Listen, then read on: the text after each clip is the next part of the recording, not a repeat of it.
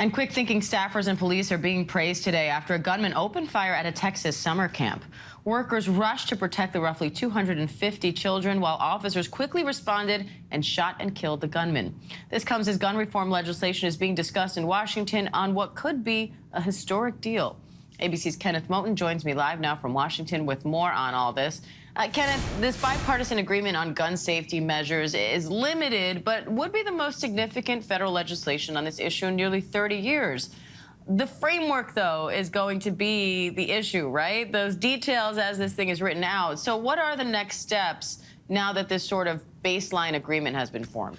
Yeah, Diane, the devil is going to be in the details here. That bipartisan group of senators, including those 10 key Republicans, they agreed on the framework, but now this week they are working to get that legislative text on paper with the goal of having this done by Friday so they can vote on this bill by next week. Then it's over to the House. The White House says President Biden wants this on his desk as soon as possible, even though it does not include what he wanted, exactly all the specifics that he wanted, including that ban on assault rifles. But we're talking about funding for mental health, incentives for states to create red flag laws, increasing money for school safety, strengthening the federal background check system for domestic violence, and also those with restraining orders, and enhances the review process for gun buyers under the age of 21, Diane. In terms of those details, I know Republicans, for example, are very concerned about due process rights being included in the way these laws are written out. Are you hearing anything on that front in terms of how they're working that out?